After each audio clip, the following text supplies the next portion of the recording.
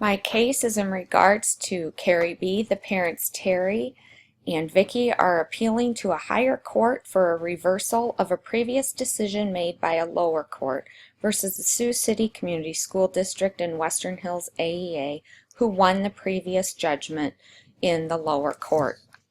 Kerri B. is a 15-year-old ninth grade student at West High School in Sioux City and attended Blessed Sacrament School in elementary. Parents assert that the school has refused to provide their daughter with a qualified specialist in dyslexia, integration, training of classroom teachers, and an independent evaluations.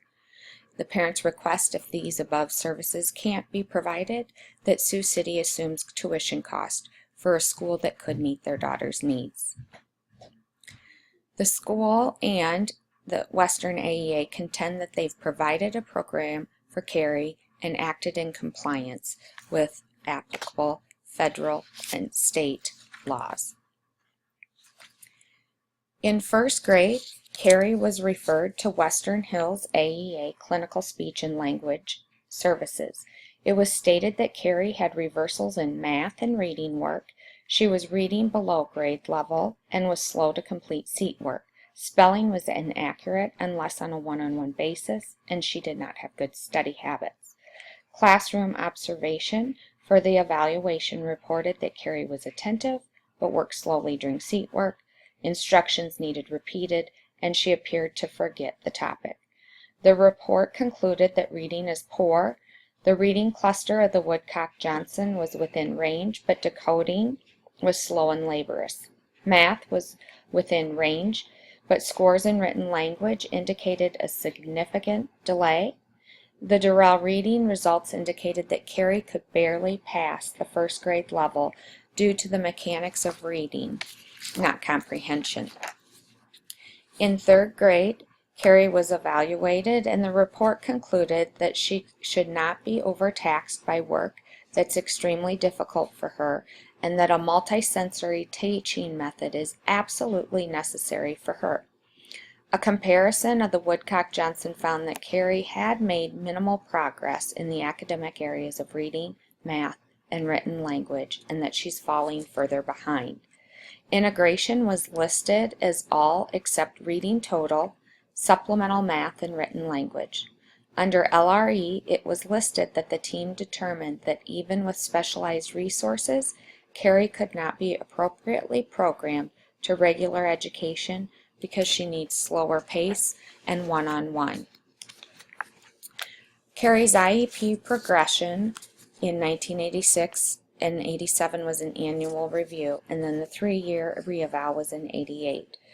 The data indicated mental ability in the average range, weakness in word attack skills, comprehension, and oral reading, difficulty with the mechanics of writing and spelling, low in math with deficits in multiplication and division.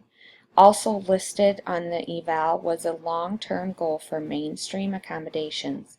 The PLEP indicated that Kerri was struggling being successful in mainstream classes, and 2 short-term objectives were that the morning of tests, Kerri would take them orally, and she will use an assignment sheet. In 6th grade, Kerri was struggling in her mainstream classes, so Mrs. B requested a meeting. The English teacher recommended that Kerri be removed from her class due to her language disability. The science teacher told Mrs. B that she did not have time to give Kerri the accommodation of oral testing. An addendum to the IEP indicated that Kerri could take tests, including science tests, orally 15 minutes before school started. Kerri was removed from English class. Mrs. B testified that no one discussed accommodations and modifications before Kerri was removed from English. In 7th grade, Mrs. B testified that she asked the resource teacher to help with accommodations in the regular classroom. Mrs. Wilmot, the special education teacher, stated that she didn't like to interfere with the regular classroom teachers' programs. The 3-year reeval in 8th grade. Woodcock-Johnson scores. Reading was a 4.4, Math 7.2, and Written Language 4.2. Results from the evaluation also show anxiety disorder, and Kerri feels there's no real place for her and that she's uncomfortable. Mrs. B testified there was no discussion regarding LRE or adaptations or modifications for the mainstream class. Mrs. B was unaware that she had other options at this time. She stated that no one informed her of her right to an independent educational evaluation. The report indicated from Northwestern Memorial Hospital, where they took Kerri, that Kerri had a deficit with performance that reflects that of visual dyslexic. They recommended 45 minutes per day of instruction by Gillingham and Stillman, and that accommodations that would benefit Kerri would be taking tests orally, working with an LD specialist on spelling rules, spell checks, sharing notes with teachers, and taping lectures. Mr. Anderson testified that if Kerri was taught to read using a multisensory approach, she would progress.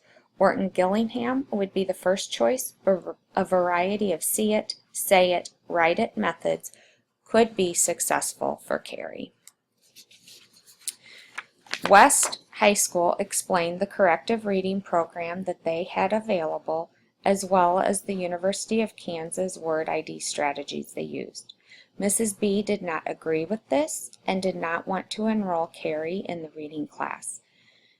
Kerri would continue with the private tutor.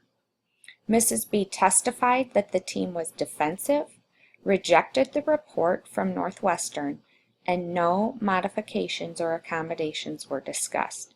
She was also not informed that the eval from Northwestern was an individual educational evaluation. Applicable laws in this case are Section 281.6, the Code of Iowa, Rules of the Iowa Department of Education, and regulations of the U.S. Department of Education implementing IDEA. The case is referring to the IEP from 8th grade. The 3-year re-eval is the IEP which must meet the Rowley Review, where it complies with IDEA and that the proposed educational program reasonably calculated to enable the child to benefit from the education program. According to the IEP, use of data should provide an analysis, and Kerri's IEP had many concerns around it. The summary of data had narrative comments and few quantitative data related to academic performance. Classroom observations were not performed in the mainstream setting, and given the lack of performance in mainstream settings, there were no goals or present level of performance data specified to address the educational needs. Annual goals and short-term objectives should be directly related to the present level of educational performance. The goals and objectives for Kerri failed to meet the requirements of the federal regulations. Specifically, reading is identified as a need, but there are no corresponding goals or short-term objectives for reading. Short-term objectives for math and world history, government, American history were not observable and measurable. The IEP must state specific modifications to the regular education program necessary to ensure the individual's participation. The IEP for Kerri does not specify any modifications. The amount of services to be provided must be stated in the IEP. The decision to shift Kerri from regular civics to special education civics was a change in programming. The IEP does not note this change. There is no data related to this change or additional goals. Clearly, the IEP for Kerri does not meet the reviewed established under Rowley. LRE, children should also receive instructional time equivalent to pupils who are non-handicapped. It is clear that the AEA and district failed to fully consider whether Kerri could be educated in the regular education environment with supplementary aids and services.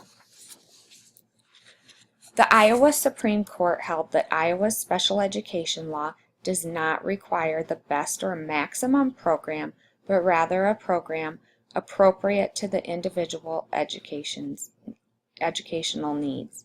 Rowley leaves no doubt that parents, no matter how well motivated, do not have the right under the EARCA to compel a school district to provide a specific program or employ a specific methodology in providing for the education of their handicapped child.